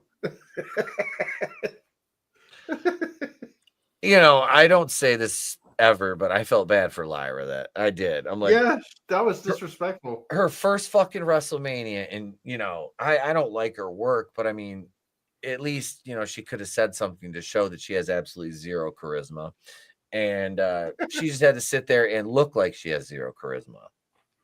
Well, nobody wanted to talk to her. They're all talking to their freaking other chicks' kids, and it's like, really, this is wrestling, man. I don't need your kids. I know, like, yes, your daughter's adorable. We get it. You know, I'm a parent. I love my son. I get it. But it's kind of a work thing. Like, yeah.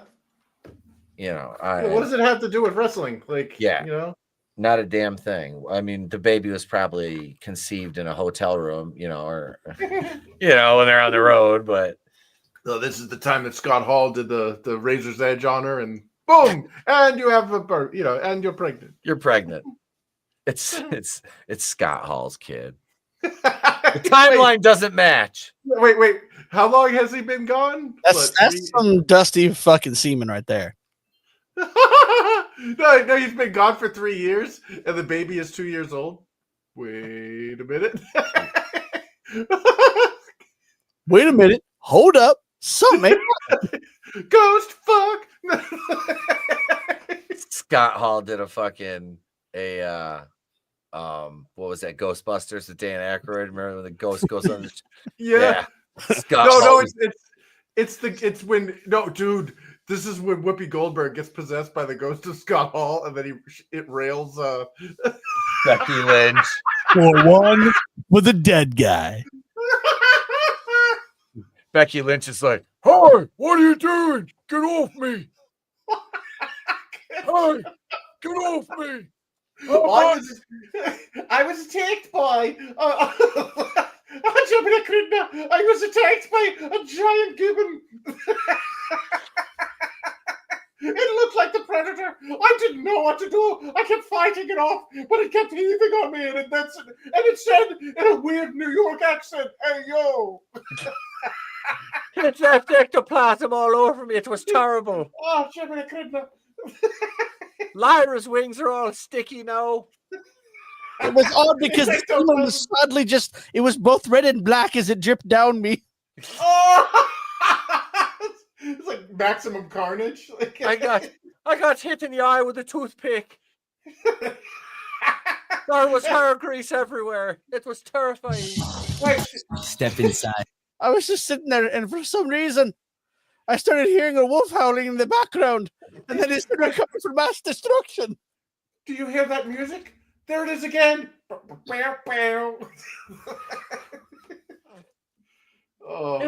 Oh God, it was terrible. I've never been so scared in my life. Oh my God! And then Whoopi disappears like the Predator, like stealth camo. Are you here to see WCW? Or are you here to see me rail Becky Lynch? Survey says. Score one for the dead guy.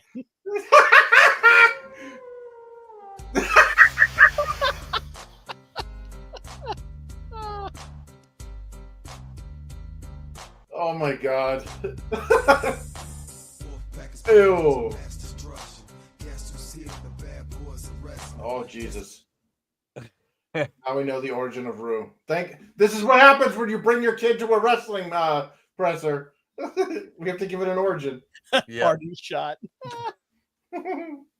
Hey yo, the bad guy's got time for one more round, if you know what I mean. Got one more round in the chamber. Yeah. Jeez. They thought you evacuated your bowels when you died. Nope. He did that. Scott Hall did that Frankenstein walk he used to do when he'd make fun of the giant, and he tripped and fell and landed in Becky Lynch. Oh, why does it smell like Lucky Charms down here? Hey, yo, you're ovulating. Hey, yo. Am I tasting marshmallows? Yeah, they're always after me, Lucky Charms. And this has been Becky Lynch getting fucked by Scott Hall's ghost on a Tuesday night. You wanted wrestling, you wanted horror, you fucking got it all in one place. There you go. There's the fucking origin story you never knew you needed. Oh my God. It'd be worse. She could have got an exorcism. Alexorcism? I'm gonna fucking. She doesn't want to. She doesn't want to exercise. I'm gonna have to get a cease and. I'm gonna get a cease and desist from Becky Lopez. Becky Lopez. That's so Cody. Or stop talking about me, Rue, like that. We weren't. We were talking about you. It was more the origin story for your child. How dare you talk about Scott Hall's ghost violating me like that? How dare you, lads? You'll never get to be Lucky Charms, you fuckers. That's it. I'll send an army of leprechauns after ye. Go get her dewdrop. You better make me come. Like, when did Becky Lynch marry George McFly?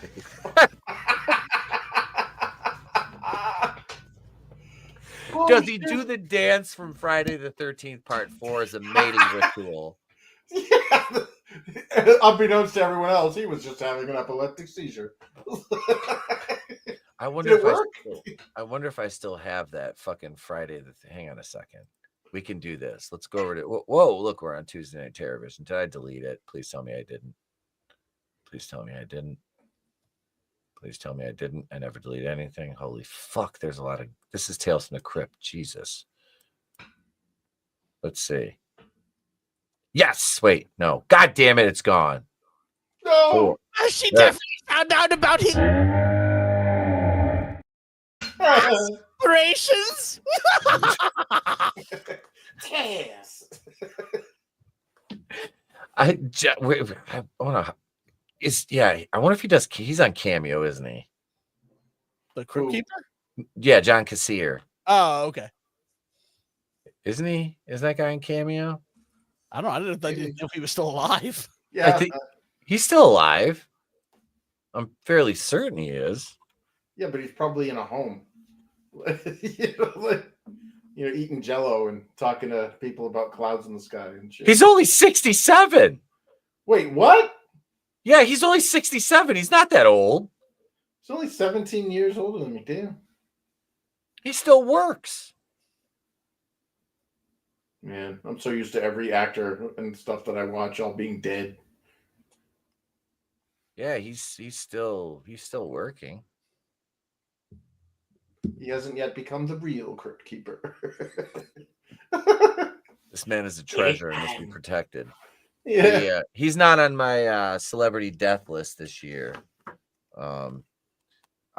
Let's see. I think did I lose somebody? No, not yet. I got James Cromwell, Mel Brooks, June Lockhart, Gene Shalit, Imelda Marcos, Ellen Burstyn, Dominic Chiance, Keith Richards, and Robert Duvall. Imelda Marcos, the former wife of the Filipino, yep, government. Yeah. Shit, can I get a cameo of her actually admitting that she banned the Beatles because they made fun of her shoe collection? You know, that's funny because there's no kids these days that would get that reference even if it was relevant now. Yeah. Because they just don't. Like, I learned about that in Mad Magazine when I was like 8 years old. Like, Imelda Marcos has a thing for shoes. So I asked my mom about it, and she kind of explained it to me. I'm like, that is kind of funny. You know, but I mean, it's just something, it's stupid, but it always stuck with me. Imelda Marcos has a huge shoe collection. I didn't know that about the Beatles, though. Yeah, well, because I'm a huge Beatles fan, so you know I've studied their history, and they were going to play the Philippines, and she banned them from the country because they made a remark about her shoe collection in some random interview. Elaine said in Seinfeld, remember, you're never supposed to speak about a woman's shoes. Because it was her Manolo was that was Carrie Bradshaw had the Manolo Blancs. What kind of shoes were the ones Elaine had? Fuck, I can't remember now. All right. All I know is if I want to become a lesbian, I needed those killer Birkenstocks. You might as well get fitted for a plaid flannel and a pair of Birkenstocks because you're a lesbian. Oh man, it's like all the you old, drive a Subaru Outback and wear flannel, you might be a lesbian. Well, you see how all the old rockers just turned into lesbians. Yeah, Axl Rose looks like an old lesbian. So does Vince Neil. Yeah, and freaking Steven Tyler, and dude, even actors like David Spade, Mickey Rourke. Yeah, Mickey Rourke. Mickey Rourke. Yeah, he looks like a buff lesbian. Wait, where's? Hang on. I had something for this. Here we go. This is speaking of old men looking like lesbians. Is that our new game? Old man or lesbian or old washed up rocker? It could be. This could be a game. Hang on, right here. Right here. Rocker or cock blocker? Anthony Kiedis and his fucking like grandchild. Oh man, he's hitting that. Wow. Yeah. Look at he looks like the butcher from fucking Gangs of New York. Yeah. Dude, he looks like Jim Croce. Hey, Jim Croce. Around with Jim. I love Jim Croce's music. And Trey is a huge Jim Croce fan. I could save time in a bottle. The first thing that I would do. Well, clearly Kiedis wasn't able to save time in a bottle because he's about 40 years older than her. Did you know that the Red Hot Chili Peppers are from California? I had no idea. No, really? You don't sing like about it in every goddamn motherfucking song. Yeah. Danny California. I love Chad Smith and I love Flea, but the rest of the Red, like Anthony Kiedis can just fuck off a cliff. I don't care. John Frusciante. Yeah, I mean the band is fine. It's like Rage Against the Machine. I mean, they're fine, but Tom Morello could take a giant leap off of a cliff and hit every rock on the way down. What about Zach De La Rocha there? Remember he went from "fuck you, I won't do what you tell me" to "fuck you, you better do what we tell you." Yep. Yeah, and they call everybody else bootlickers. Actually, I'd like to find a high cliff over a dead forest and just toss them off it. throw him off a cliff into a field of fence posts. Mm-hmm. Ooh, yeah, butt first. What? We're gonna go Vlad and go old school. Yeah, I was discussing that with our guest for next Tuesday night. My love of impalements, and decapitations and such. Because I was talking to him about the Friday the 13th fan film. I started writing, and I was like, I have a thing for beheadings. I realized in my writing, I'm like, Jesus, you can't cut this many people's heads off. Unless you're ISIS. Right. Oh, never mind. you see Friday the 13th and somewhere in the Middle East. Yeah. Dude, you show your average freaking Middle Easterner Friday the 13th. They're like, I've seen worse yesterday. This past week was worse. This Camp, for me, this was a Tuesday. Yeah.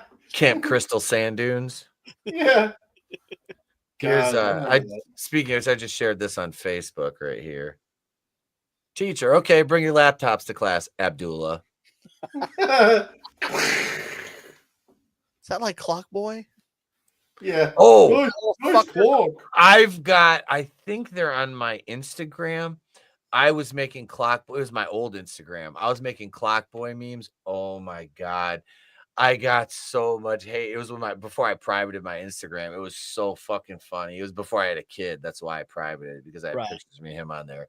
Like, so I was like, Facebook is one thing. Instagram, I'm like, nah. So, but yeah, I made so many of those Muhammad Clockboy memes. Oh, Jesus. That shit was fucking Yeah, that kid was, he was fucking totally trolling everyone. Yep. Being a little shit. And they called him out on it. And he's like, oh, I'm going to be a victim now because I'm brown. Yep. He was automatically a victim. It's like, Jesus. Honestly, though, my favorite impalement is still Conan the Barbarian. When he hits the blonde bodybuilder in the stomach with that giant spike. Yeah. Oh, that's the golden axe. Push it off, and Conan and Arnold's just like slowly watching him slowly die. Yeah. Word. Yeah, they used that sound sample in Golden Axe. Sega got sued because he used that, and then David Caruso from Rambo First Blood. Oh God! Oh wait, we got something from Godzillionaire here. Oh, everything comes in trilogies these days. So we had 2 chat music videos. Why not a third one? Is that Kim Tayel? This is Osama Ben Shredden. It's like Kim.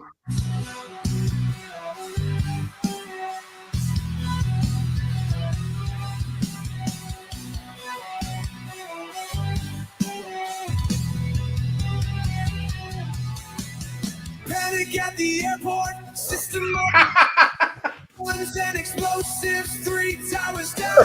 Oh! Curry, Aladdin and chains, Brown Sabbath foreigner, Curry Cobain. Rose is my chemical weapon, Avenged 7-11, fold, blink 9/11. Sweet home Alabama, Stinking Park, the Hammers and Papas, 30 seconds, Kumar. Keith Urban, he can play, but can he sing? Chicken Tikka, Metallica, Indie Hendrix, Sting. Bon Jovi, Rage Against the Machine. Rage Against the Machine. Rage Against the Hygiene. Guns N' Roses and Stick from Stein. Iran made it, Osama bin Laden, sick child of mine. This is sick for 9, blondes, devil leopard. 1-inch nails, red dot chili peppers. Oh, do the NASA one, the Neil Armstrong. I watched that one today.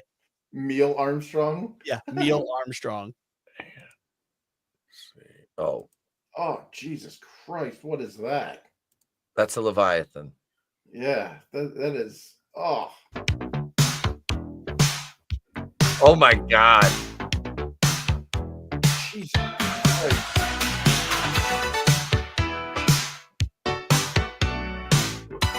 He's got a front butt.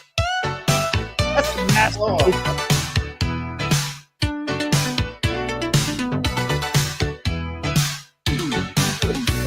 Cholesterol level reads to infinity and beyond. She got her own solar system, Apollo, 13 tons. Is that Buzz heavy year? That's the whole mothership. Neil deGrasse Tyson, mama gets the good year blimp. Masa Ray got baptized with KFC gravy as a kid. My heartfelt condolences go out to the zip on that outfit. There's a lot of negative comments here, and I agree with all of them. Ignore the positive comments. NASA never ate salad again. How many pounds of Molly did she need? Neil Armstrong, did you need 2 tickets for entry? Zero gravity couldn't even lift her off the ground. Big planet, NASA building planets now. The meal station, if you don't stop stealing my car cover. I never knew NASA puts a sticker on every planet they discover. The manufacturer of that zipper deserves an award. The turn, she is the planet that NASA is looking for. The International Space Station has arrived. Neil Armstrong, damn, she is big as a Saturn V. Neil Armstrong, who parked the lunar lander at the rave. Neil Armstrong, is this NASA's new moon base? That's no moon. That's a space station. That's a moon. Yeah. Oh my god. Neil Armstrong. The Neil deGrasse Tyson one killed me too. Who parked the fucking space station at the rave? Jesus Christ. I love we it. don't have a self-esteem. We have a lack of shame. Yep. Yes. You know what I mean? Yeah. Like Kroll's been harping on that for years. Bring back shaming. Well, it's just like all this focus on like building up people's self-esteem and shit. And it's like, well, maybe they're just fucking losers and they don't need, like, they shouldn't have self-esteem to begin with. Like, this is what we get when we give losers self-esteem. You know, we get a giant, like, potato in the microwave wrapped in aluminum foil. my boss is constantly complaining about people that serve no actual purpose. Yeah, like, God, like, I mean, what does she serve? Other than to clog up the healthcare system. Yeah, exactly. To cost us taxpayers and make my premiums go up. Man. Yeah. Neil Armstrong. It's so wrong. It's so wrong, but it's so right. We will wear sarongs, but we will look so right. That's right. Oh, dude, that chick, like her rolls would eat the sarong if she ever wore one. Like I'm the comments pointing out the power of that zipper is Tobey Maguire in Spider-Man. Yeah. All clenched its little teeth together. I think it was just painted on. I don't think that's a real He's zipper. right. Where's Scott Steiner and Simon Dean when you need them? Yeah. Scott Steiner would look at her and he would just say, Yep. badasses. Jesus. I bet it stinks. Oh, oh my God. Just the Fermunda cheese from that first roll alone. Dude, I don't even want to know what the bathroom ritual looks like. Does it require props? I washed myself with a rag on a stick. Oh my God. Like They burned her into the rave on that forklift like Peter and Family Guy. Beep. You see Jericho. It's like Jericho smashing through the wall with Samoa Joe on the fucking pallet. They just bring her and smash her through the wall and dump her off. She just was, please. What the fuck did that thing just say? Well, there was that video that was circulating on Twitter there about the my 600-pound life or whatever. And this fat bitch like fell out of the car and couldn't get up and she like broke her leg because she was 600 pounds. And like her mom's trying to, her like she was in like a van or like she was gonna sue the van or whatever because the distance between the door and the or whatever wasn't wide enough for her. And it's like these were built for human beings, not pleurisy. You know? That's like that dumb bitch that tried to sue Lyft. Oh, Yeah. the fat black rapper bitch from Detroit. Yeah, of course. Yeah. It has to be a fat black woman. Yeah. It's that sign with Lenny from The Simpsons, 0 days without nonsense from an obese black woman. Yep. Loudmouth and violent. Yep. That's what it boils down to these days. It's like, well, why are you gonna sue because you're morbidly obese? Yeah. Yeah, your poor life decisions is not our problem. That shit didn't just creep up on you overnight. Surprise! I'm 500 pounds. Right? Like that shit took effort and a lot of fucking time shoveling food into your fucking pie hole. So I mean, I wouldn't sue for that. I would work on living longer. Yeah. You know, it's kind of sad when Lizzo's like, you know what? I'm tired of being fat. Well, yeah, then weight. They body shame her just like they did Adele when, Adele lost all the weight. Like, you were supposed to be one of us. And she's like, well, I'm trying to like be healthy. I don't want to die. Yeah. Sorry. And yeah, it's just like, Jesus. Well, I listened to like a lot of like fitness like types, and that's one thing. They're like, the body positivity movement is bullshit. They're like, if you have a personal trainer that says they're like okay with body positivity and shit, they're like, no. Hire them. You probably should not be paying them exorbitant amounts of money for their services when they're selling you a line of bullshit that's they're not going to affirming your terrible lifestyle. How many of those fat positivity people have died in the last couple of years? Yeah, a lot. 28-year-old like influencer died, and it's like, I'm not shocked. Here's Chris's shocked face. Like, oh no. Yeah. Dude, even that. Remember what's his face there? The who was that fat guy? The fat gay guy. Which one? Yeah, I was about to say there's a few. No, there's the influencer was this obnoxious, like he looked almost exactly like my like what is it from what's that game? God damn, why is my brain retarded right now? The fucking the game with Aloy in it. Remember when they used to make memes? Nikocado Avocado. Oh yeah, that guy. Yeah, even he lost all the weight. He did that whole heel turn thing, or that surprise turn where he like had been secretly recording videos of him at 400 pounds, and then all of a sudden one day he gets in front of the camera and he's like a normal human being's weight again. Good for him. Yeah, dude, if you're freaking 400 pounds, or 600, like hell, even if you're like a good 50 pounds over, like those are years off your life, man. I see these was it that influencer there, the one that did like the mukbang style stuff, and she died at 28.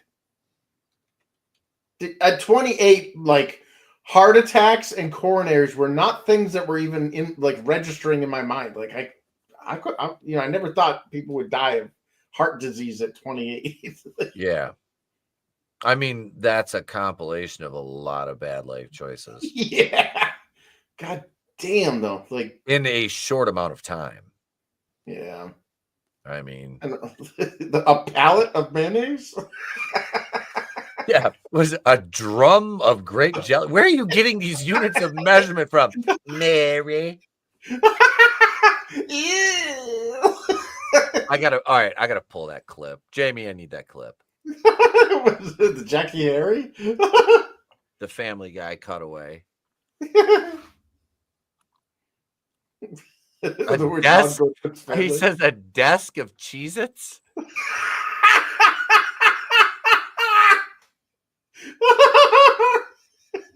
Yes, I have a stock room full of desks full of Cheez-Its. A hammock of cake? I love this clip. My God, Joe is running us ragged. Yeah, I haven't been this exhausted since I had that job as Jack A. Harry's personal grocery shopper. A pallet? Am I reading this right? You need a pallet of chocolate-covered pretzels. Where the hell am I supposed to? What is this? A drum of grape jam? What is it? Is that like a drum like they ship oil in? Is that? Look at this one. A desk of Cheez-Its. Where are you getting these units of measurement from? Mary? That is still funny. Okay, you stay right here, big funny gal. I'll be right back with a hammock of cake. Yeah? A hammock of cake. Because when I think of dessert pastries, I think of leisure outdoor like sleeping devices. Yeah. I mean, at some point, these people are going to turn into Mr. Creote from Meaning of Life. Yeah. Fuck off, I'm stoked.